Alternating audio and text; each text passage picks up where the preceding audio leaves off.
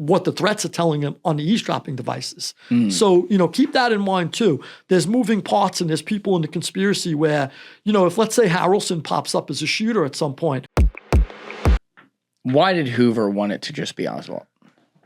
As we said, there's a lot of evidence that Hoover overlooked leading up to the assassination, likely for want of it to happen. His life was on the line. His life is on. If you tell a man, I'm going to kill you, or if you tell a man who's been the head of the FBI for 4 decades, I'm going to throw you out and leave you in shame and smear you as a homosexual in a society that has not yet come to terms with gay people, you're in trouble. And that's death to a man. That's worse than death.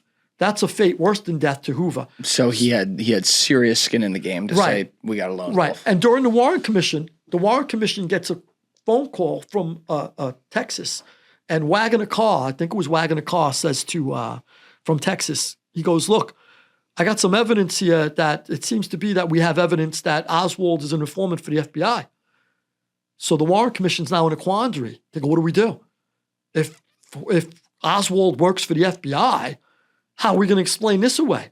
So what they did was they kind of was crafty. They sent someone to talk, and they found out it came from a reporter. Someone from the Warren Commission went to Texas, found out it originated with a reporter, and then they went to the reporter, and then they wrote back to the Warren Commission and said, we checked it out. It's just bullshit. The reporter's, shooting beans. Don't worry about it. Well, they said, well, now we still have to ask the FBI, as if the FBI is going to go, oh, yeah, Oswald, informant number 423. Yeah, okay. So Hoover goes, absolutely not. I spoke to everybody. There's no way this guy was an informant for us. So that's another reason. If Oswald was an informant for the FBI, which it seems he was, and had an FBI number, and we know he had contact with a number of FBI agents leading up to the investigation. Jim Hosty famously destroyed the note, right? So if that's the case, okay, number one is a lot of Americans are going to go, the FBI knew about this guy and you missed him. And number two, what did he inform about? Did he mention anything about, hello, my friends are thinking about killing Kennedy? Yeah. And was he Lee who called on Thomas Arthur Valley in Chicago? Could be. Could be. And maybe he stopped it in Chicago and they dumped it on him. Very convenient that a guy named Lee called up, though. Yeah. Why would he give the real name? Yeah. This is also interesting. I'm sure you know this, but cop runs into the school book depository. Oswald's on the 2nd floor. Yep. The book, the gun's nest is on the 6th. He's just drinking a Coke. It doesn't look like he's out of breath, nothing.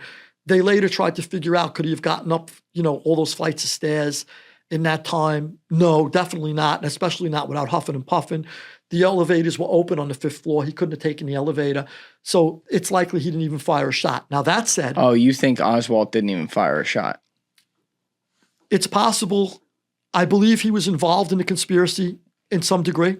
He was definitely involved with the conspirators. Yeah. He was close with Ferry. He was close with Bannister. Because it's like, why would he be there? He's at Dealey Plaza that day. He's there when he knew all these guys and had been involved with them. And yeah, he might have been keeping Chicky on the 2nd floor. Maybe he was, maybe he set up the corner for them to shoot.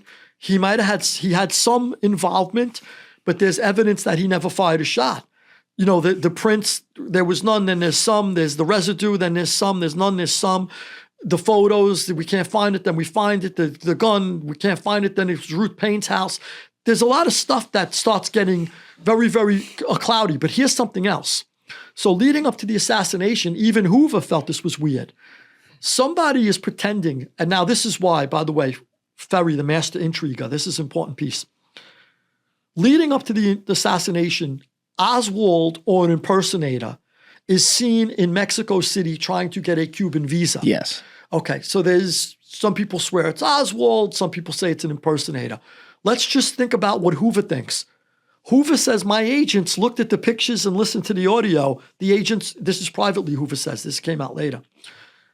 The agents looked at it and said, that ain't Oswald. So somebody's impersonating Oswald. Now even Hoover said long before the assassination, when Oswald first got back from when he defected to the Soviet Union and came back, and by the way, was welcomed back as if some kid said F you to his parents, I'm going hiking in the Alps, I never want to see you again. And then decided his feet were hurting, I'm going to call my parents and ask them to buy me a ticket and bring me home. And his parents forgave him and brought him home. Mm-hmm. That's how easy he came back. Yeah. The State Department paid for it, gave him money and brought him back. Yeah. So he comes back, and Hoover, from that very beginning, he said somebody was impersonating Oswald, and it didn't look right to him. So Hoover was onto something there with Oswald from the beginning. So there's pieces where not everybody knows everything. So Hoover knows what to ignore, but he may not know what the CIA is doing. And he may not know what the mob is doing other than what the threats are telling him on the eavesdropping devices.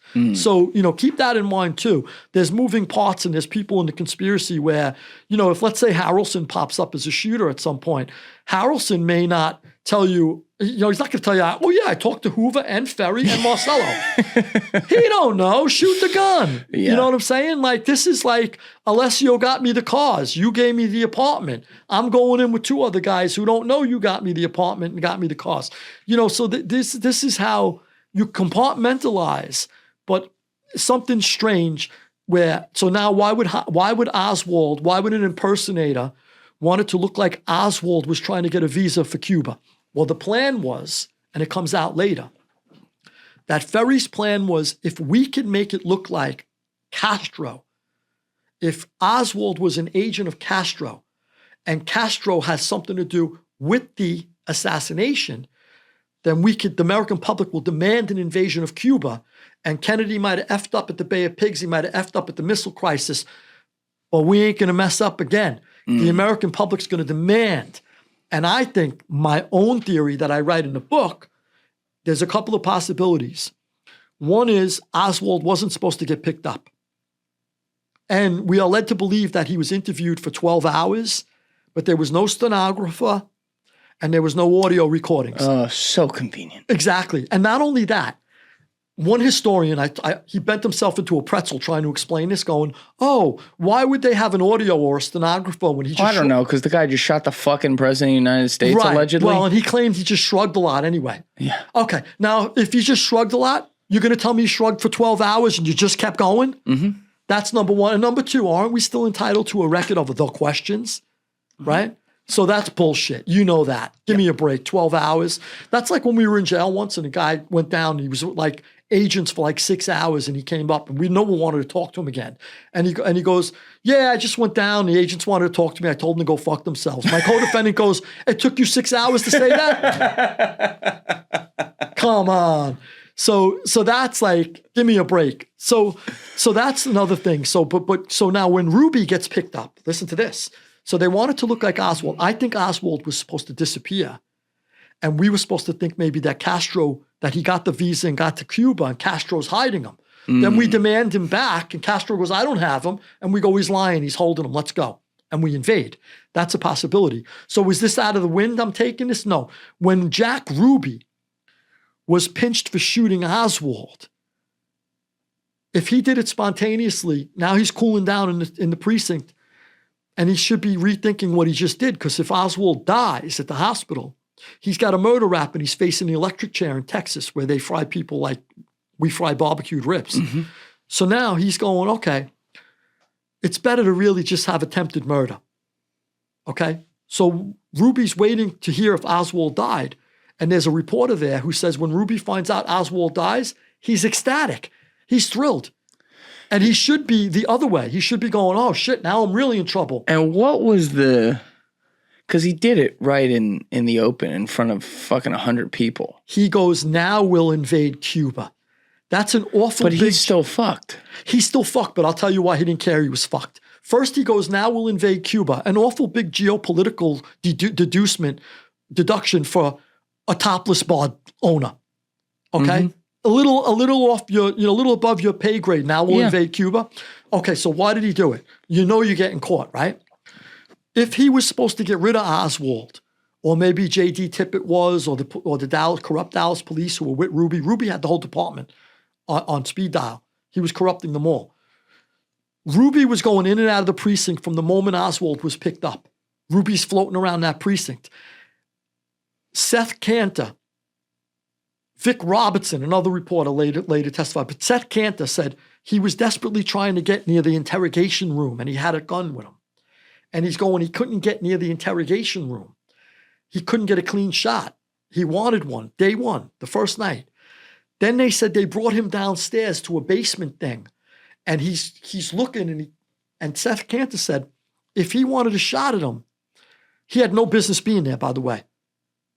Of course he didn't. You're owner of a topless bar. Yeah, it makes no sense. Exactly. Unless you have press credentials or police credentials, you're not supposed to be anywhere near the president's assassin.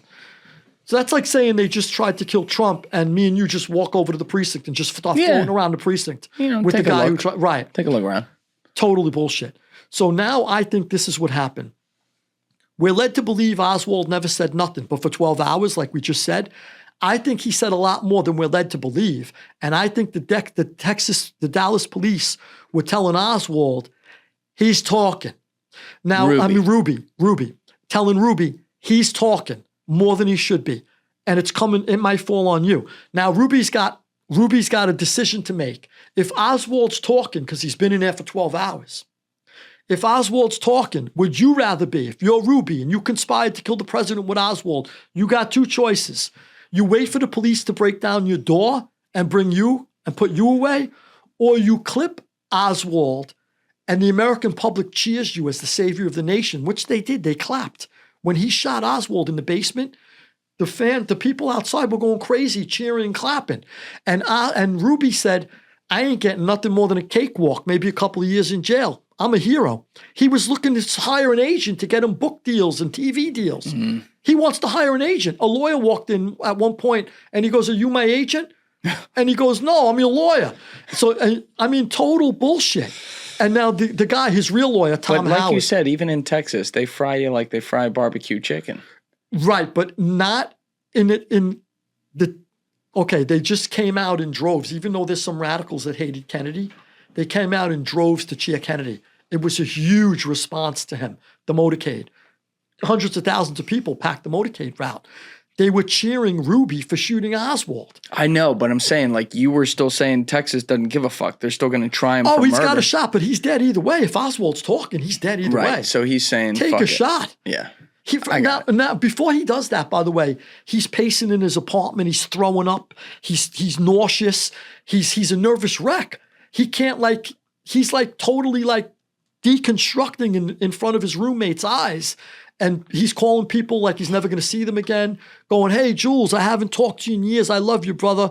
Always remember I love you. And you're like, what the fuck you calling me for? And he's doing this, and he's acting like a man on death row. Mm. And then all of a sudden, once he shoots Oswald, he's like, oh, that feels a lot better. And he's feels like a new man. And he's like, I'll beat this case. And literally, they did a poll, and they said something like 77 people out of 100 thought that he shouldn't get much time, if any at all, in Texas. Because they felt like the normal people, not the radicals who hated Kennedy, but normal people are being polled, and they're going, and those are jurors. Yeah. They're going, you know what? He shot Kennedy's killer. He's a hero. And now he comes up with this thing he says, I shot Kennedy to help so that Jacqueline Kennedy, First Lady, wouldn't have to endure trial. And then later he admits that was a bunch of shit to somebody else and says, my first lawyer, Tom Howard, told me to say that. And the other thing is he's flat broke. And this mob lawyer, who does celebrities too, Melvin Belli, swoops in to represent him. And apparently he was given $1 million to do it. And he said, I did it. Who gave him the money? This guy, Cy Ellison, said that he got a phone call and he said, look, if Belli will take the case, there's $1 million in it. And Cy said, hey, it's our boys are calling our friends, meaning the mob. They're offering $1 million to pick up the thing for the president's assassin, the case, the Oswald's assassin, Ruby. If you pick up the case, and he took it. But apparently then later, Belli didn't say he got $1 million in cash. He claimed that, well, I did it pro bono, get a book deal later. He's got to say that. William Kunstler, when William Kunstler used to swear to everybody he does cases for free, William Kunstler took $100,000 from me on the first day. In fucking cash.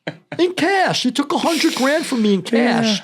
Yeah. And then tried to claim that he was representing me like out of like the goodness of his heart. And it later came out in a biography. Well, there is goodness of his heart when there's some cash involved. Somebody wrote a biography about Kunstler years later, and they listed the truth that Ferrante paid Kunstler $100,000. There you go. Along with other, they said he represented other mobsters. He always claimed he did it for free, but he didn't. I think Belli did the same thing for Ruby. Got it. Yeah, I think so.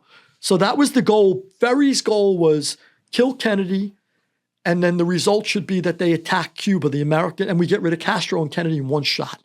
And we stop Cuba, and we stop the domino effect, which meant that the proliferation of communist ideology throughout Latin America, which is what they desperately wanted to stop. Thank you guys for checking out this clip. If you haven't already subscribed, please subscribe and hit the like button on this video. It is a huge, huge help. And if you'd like to check out this clip's full podcast episode, that link is in the description below or right here. And finally, you can follow me on Instagram and X by using the links in my description below.